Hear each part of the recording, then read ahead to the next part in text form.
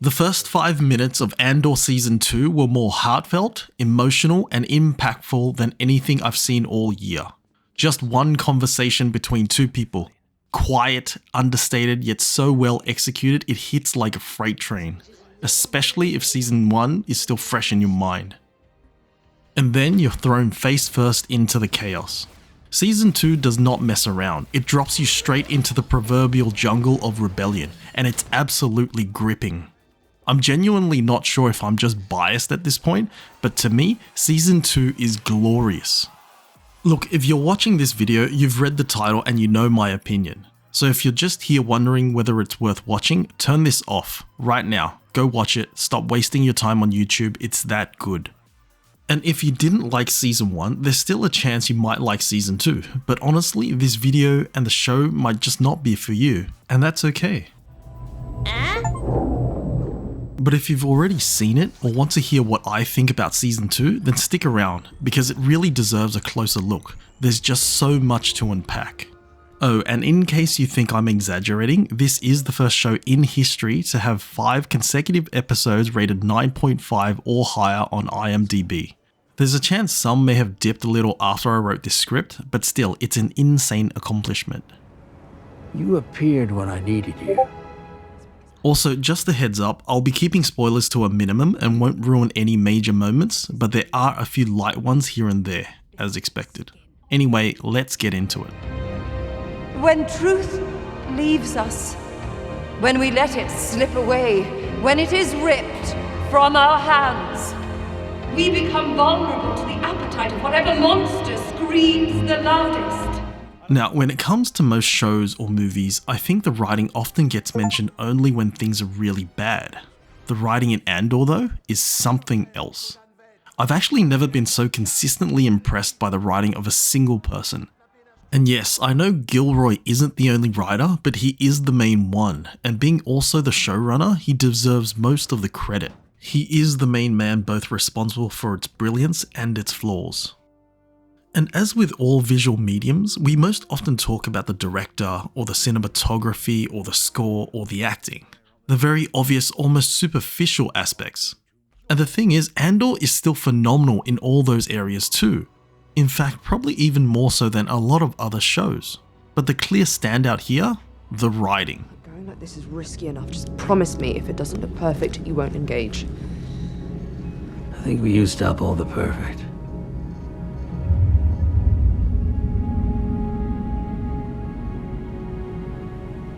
Move.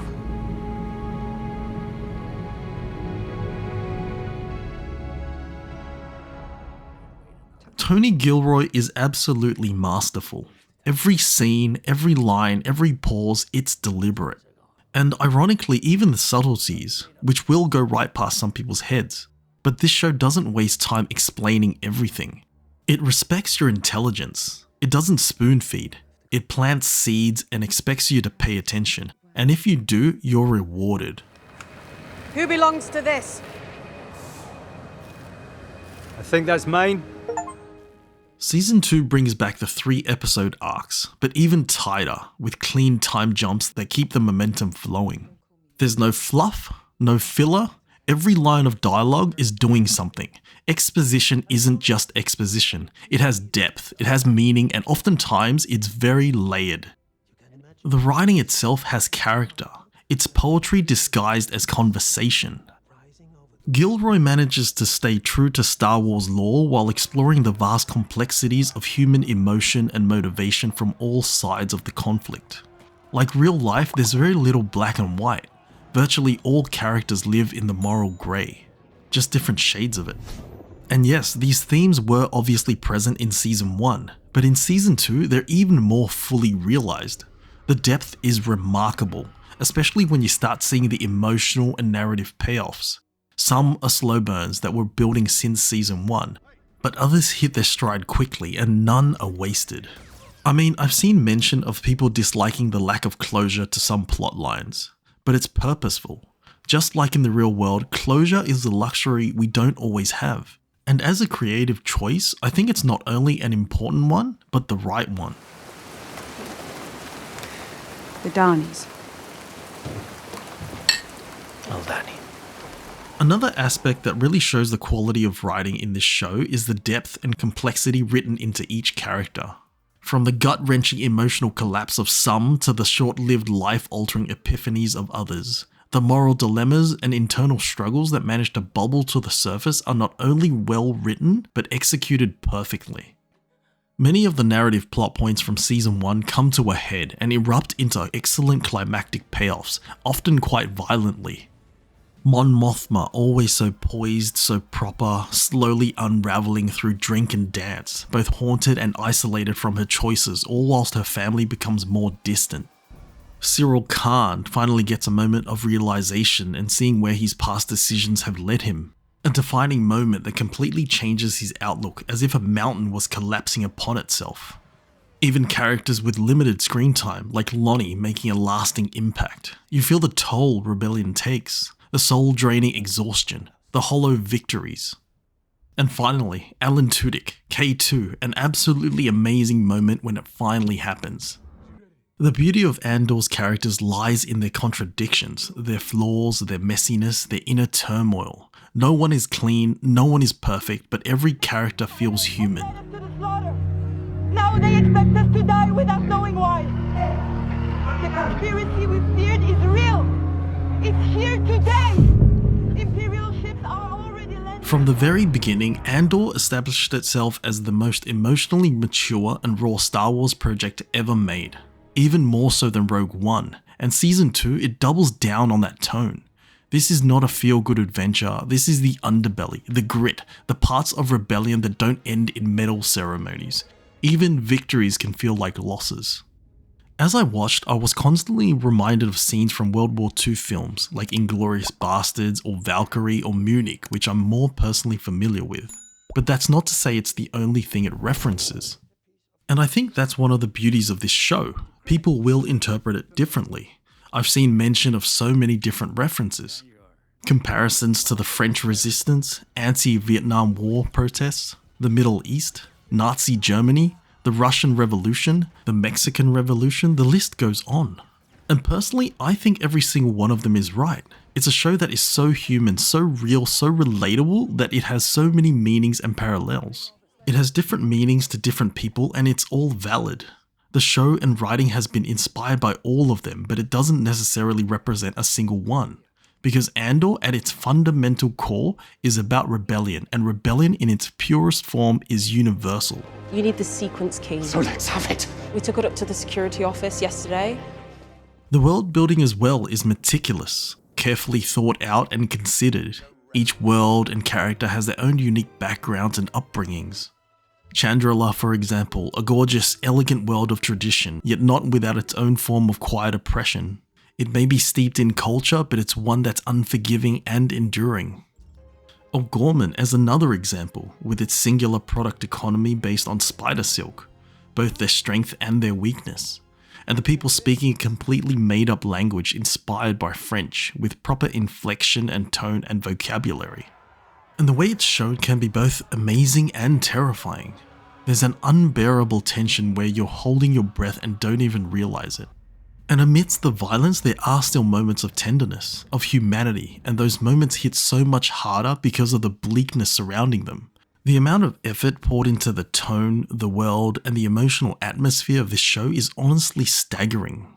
I've seen mention that this show cost $650 million, and for once, I think it was well worth it. Really? It's an assignment. Calibrate your enthusiasm. Yes, sir. We'll have a brief send down. Funnily enough, at its core, Andor also explores themes of cost. The cost of rebellion, the cost of doing the right thing, the cost of getting your hands dirty so that someone else can keep theirs clean. Characters like Luthen are the prime examples of this. He operates in the shadows, sacrificing everything so others can cling to hope and idealism. But he isn't the only one. Every single character in Andor believes they're doing what's right. Cyril, though overzealous, believes he's doing the right thing by bringing a criminal to justice. Wilmon may have joined out of vengeance, but he believes he's on the right side and is easily seduced by a charismatic leadership. Partagaz believes he's cleansing the galaxy of a disease, as he so eloquently says in Season 1. And every single one of them is impacted. The show dives deep into the trauma, the compromise, the moral erosion that rebellion brings. Season 2 really examines these themes more intimately, particularly through relationships. Dedra and Cyril, for example, what seemed like a shared ideology develops into much more, and yet it is in itself fragile. Cassian and Bix's relationship evolves as well, and yet has its own vulnerabilities. Even Luthen and Claire's past is explored, and even though it's arguably quite brief, it lends a lot of weight to their every decision. And there's new characters too, that bring new shades of hope, betrayal, and transformation. Nobody. Just a boot. Crab's boot. You just left it out there? His foot was still in it.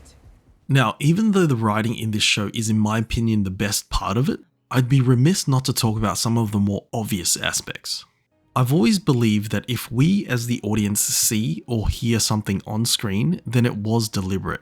And though no one's perfect and there have been mistakes in some shows or movies in the past, I'd be very surprised if anything in Andor was a mistake.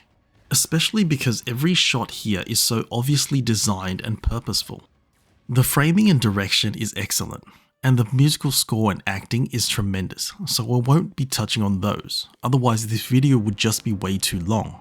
But there is a visual language here that is so well done, smart, subtle details. Andor is filled to the brim with visual and audio parallels, obscure nods and layered symbolism. Some are just for film nerds, some are for Star Wars fans, and some are just beautifully constructed ideas made to reflect theme and tone. And if you blink, you'll miss them. Here's one example, and this was pointed out on a Facebook group by Scott Christopherson. This dolly shot of Dedra in a white, super unsettling clinical room pays direct homage to the film THX 1138, which is an early film by George Lucas. That's how thoughtful the creators of this show are. Or this shot of Cassian himself simply standing in the doorway, which is a direct reference to the Andor logo itself. Or this clip of a guard watching the pod racing from Phantom Menace. The iconic sound in this instance being the key giveaway. Or this understated montage moment where Cassian is watering plants. It's not just a throwaway scene. It not only represents carrying on that legacy of Marva from season 1, it shows that Cassian is also a savior. Since losing his sister, he's had a need to fill that gap, and as a result is constantly rescuing people. The simple act of watering a plant also harkens back to this theme of sacrifice for the future. He is helping to grow a plant that he won't get to benefit from, a sunrise he knows he'll never get to see. I need to start making my own decisions. I thought that's what we were fighting for. The show is done in a way that shows a lot of confidence. Andor isn't uncertain or treading carefully. It doesn't flinch. Some scenes are traumatic and hard to watch, but they're not added for cheap shock value, just to be talked about. They reflect reality. Power corrupts. Systems rot from within, and Andor doesn't turn away from that. This is war on the ground. In the mud, there's no lightsaber duels, just people with pain, with agency, with flaws, their own fears and desires, their own needs and agendas. And in reaction to certain scenes, I've seen comments from people saying things like Vader or Palpatine wouldn't condone this. And honestly, they might be right, but it kind of misses the point. The Empire isn't a single omnipresent being. It's not just 2 Sith Lords. It's trillions of people, each one of them collectively allowing wrongdoing by their complacency, willful ignorance, and outright indifference. And that's probably what makes it so terrifying. And whether we like to admit it or not, the disturbing moments in this show mirror real life. And some people don't like that, and I get it. But turning away doesn't help. Pretending it doesn't happen solves nothing. And even though it is hard to confront, it's the uncomfortable truth, and in my opinion, the best way to stop it is to be aware and face it head on. Fairies. Storm and sky.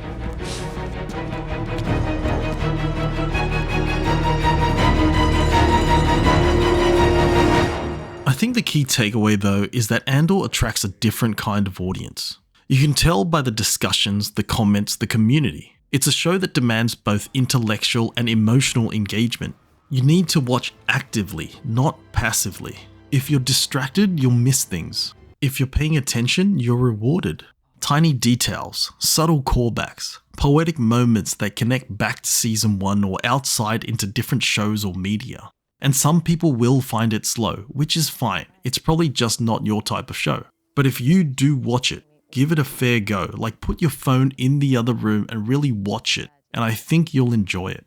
And for those that have seen it or do connect with it, I'm confident you'll agree that this is one of, if not the most well-written and thought-out Star Wars story. I mean, I've only watched season 2 twice so far, so I'm sure I've missed things, but from everything I've experienced so far, I absolutely adore it. Season 1 I've seen 5 times now, and each time it's gotten better, more precise, more intentional. You'll sleep when it's done. And honestly, Andor doesn't mean all of Star Wars needs to be like this. The franchise is big enough to support many styles and genres. But this is proof that Star Wars can be prestige TV. That it can be mature and serious and dark and gritty, and still work. Even the fandom reflects that. Compared to most Star Wars discourse, which can be, let's say, less than friendly, the Andor community feels much more thoughtful, focused, less screaming, more thinking, and I think that speaks volumes.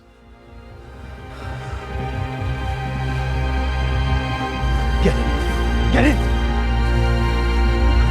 Come on! Look, in closing, season 2 to me feels like they've built a bridge from two ends.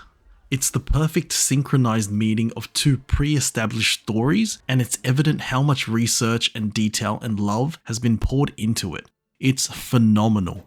Tony Gilroy, the man that people said didn't even care about Star Wars, has in my opinion just created its most meaningful, emotional and powerful piece of storytelling. It's not nostalgia bait, it's a craft. One that's been honed over decades. It's art. And even though the ratings and viewership numbers have been promising, it may very well be a long time before we see anything like it again. Not to mention Disney, after all, is likely to learn the wrong lessons from this. Look, at this point, I'm just rambling. Deep substrate foliated calcite. Calcite. Season 1 may have felt like a slow burn at times, but it's the perfect spark to ignite what is Season 2. This entire show, from Season 1 all the way into the lead up to Rogue One, is in my humble opinion, absolute perfection. And I don't mean perfect in the way that there's no flaws, because that simply doesn't exist and never will in my opinion. But perfect in the way that this is literally as close to perfect as is realistically possible. Rebellions are built on hope. And orders of magnitude better than some of the films or shows that have come out in recent memory. Tony Gilroy is simply a genius of the highest caliber. Anyway, I need to wrap up, but thank you for watching. Let me know what you think down in the comments. Do you agree with my thoughts, or do you think this is a terrible take? I'd appreciate it if you didn't spoil anything below for the sake of those who might watch it, but let me know if you found any Easter eggs or tidbits that might be worth mentioning. Anyway, take care. And here we are.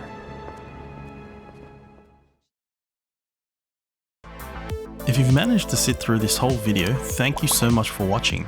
Be sure to let me know what else you'd like to see in the comments. Hopefully, I'll catch you in the next one.